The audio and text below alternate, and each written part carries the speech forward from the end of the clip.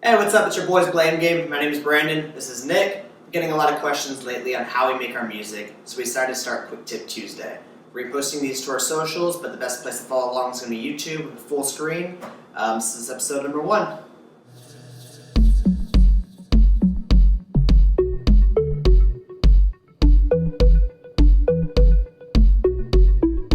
So today we're going to go over how to make our percussion sound really full and have some movement, have some zest to it. So the track of choice today we're going to use is Coming Down, our newest song. Go check it out, it's super fire.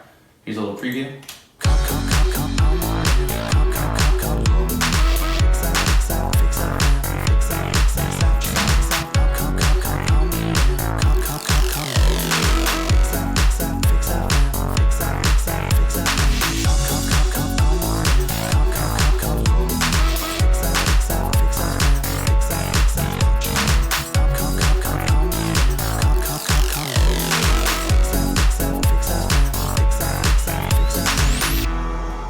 So this is actually an older project we're going to use. It still needs to have a bunch of work on it, so it's going to be perfect for this tutorial. I basically start out by making a little rhythmic pattern with all the percussion, and I like to align them up as wave files. And then as soon as that sounds nice and sexy, I put it into a MIDI file. I'll set up a drum rack, and then I will either individually put them in, or there's other ways to do it, but for today's lesson I individually input every little beat to match how the wave files are formed. So this is a quick overview of how MIDI files work and MIDI patterns in drum rack. You can align them like so, and then if you take this little triangle right here and you move it, you can actually have a whole set of velocity knobs that you can sort of adjust and move around. You can highlight them, move them up, or you can individually move them, or you can just click one and move them. And this is a very useful tool that shouldn't really be overlooked at all, because if you can add a lot of depth and movement to your percussion just by laying them out in this MIDI format. So in this particular example, I have 2 hats, and they have similar frequency ranges that they hit, so I like to make sure they don't take up the same space in the spectrum, so I'm going to pan them either to the left or to the right.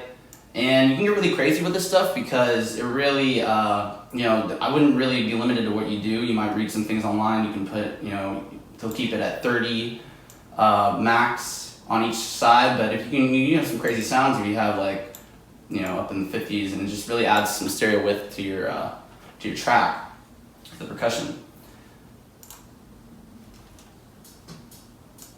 You can see just, and if you have headphones on, you can really hear there's a difference in space.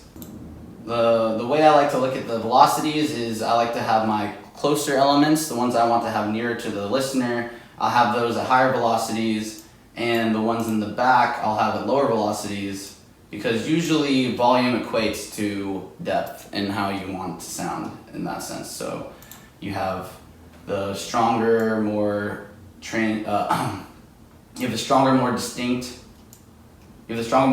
elements in the front because they're louder, hit harder, and then you have the quieter ones in the back.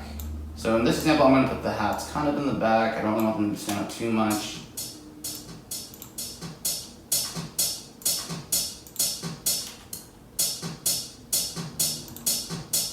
These more in the back. Clap, I want to have the clap's one of the main elements, so I want to have that definitely in the front. And for this example, I want the snare to have add some body to the clap, so it's not necessarily going to be a prominent element, but I want it to add some strength to the clap, so it'll be there. Definitely have that lower. And just already you can kind of hear a depth difference.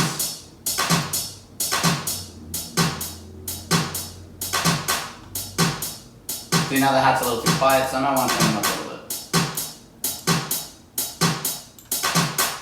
Another really cool and interesting way to add some movement to your percussion is by just changing the varying velocities of individual notes. This can take some time, but the results are actually pretty cool. I wouldn't have the knobs have too drastic of a difference from one another because it can sound a little empty. So try to have it within like a 20 to 30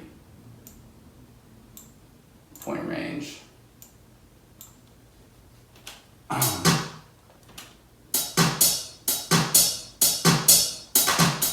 And you don't have to use this with just percussion. You can use this with individual synths or any other kind of instruments, and it's really cool because if you take on Windows, if you take Control, click, and drag that, you can have this little zigzag line form, you know, and then it moves up and down. You can have things move in an according arrangement like that, and that can sound really cool. You want to have some dips and some peaks and some, you know, some flow into your individual track.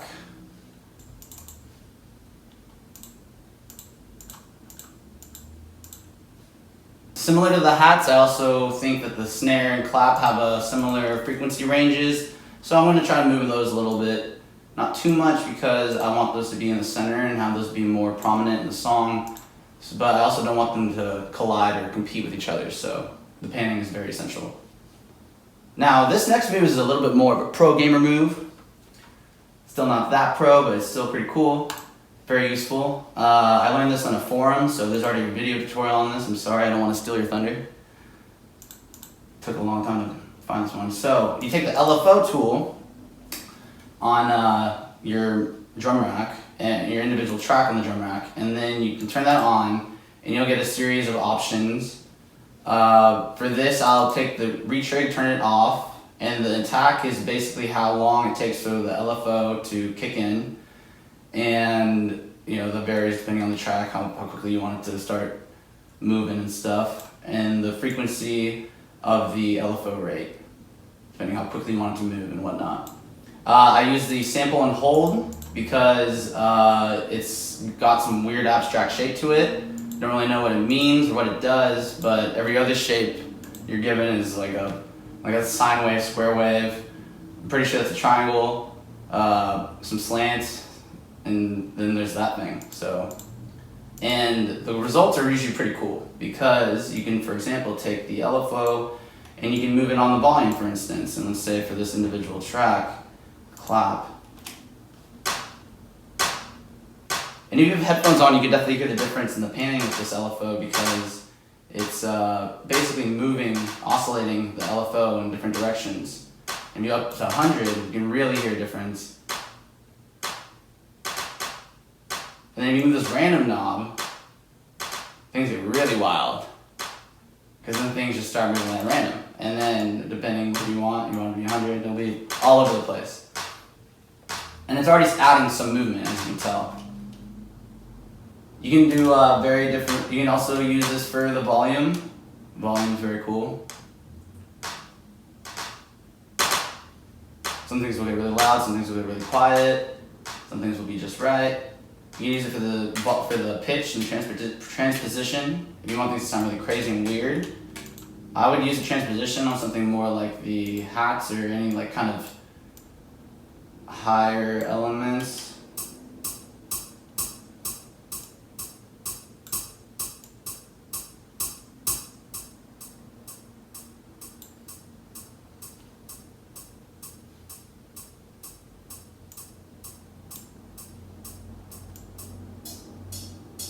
That's original. Oh, the LFO.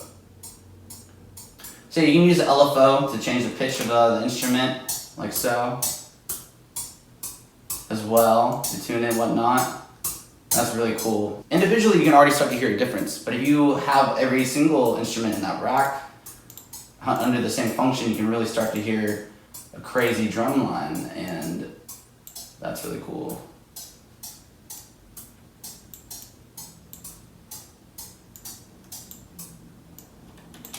I personally don't ever really have the random on all too much. I might have it up to like 7% tops. The transposition is cool, but those are more of experimental aspects. You can definitely, if you want to play it safe, you know, definitely just use the basic panning and volume. And then of course with every instrument it's going to vary on how much you want the how quickly you want the LFO to kick in, and how fast you want it to work and do its magic.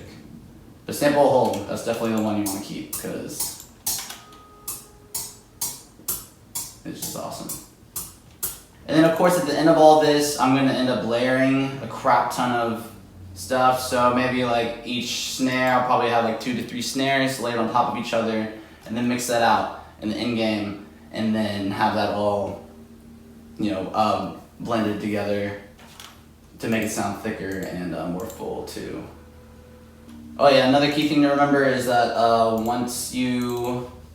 the velocity is relative to how much your volume is affected by velocity. So the default, I believe, is 81%, and that does the job right. I don't ever really touch that. But if you want to, take it back a little, get a little crazier with the knobs, and have it affect the volume a little less, relatively speaking, then you can do that too. But I usually keep it at 81%.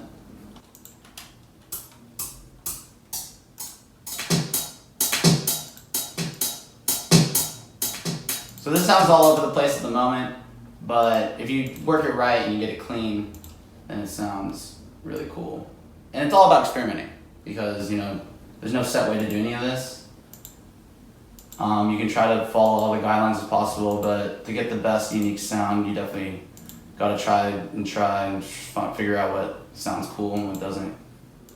Alright, and that's a wrap. Thanks for watching Quick Tip Tuesday. If you thought this video was useful, please throw us a like and a follow. If you have any friends that could possibly use this tip, please tag them in the comments. And if you have any questions or something else you'd like to have covered, feel free to DM us and we'll try to work that in shortly. Without you, I keep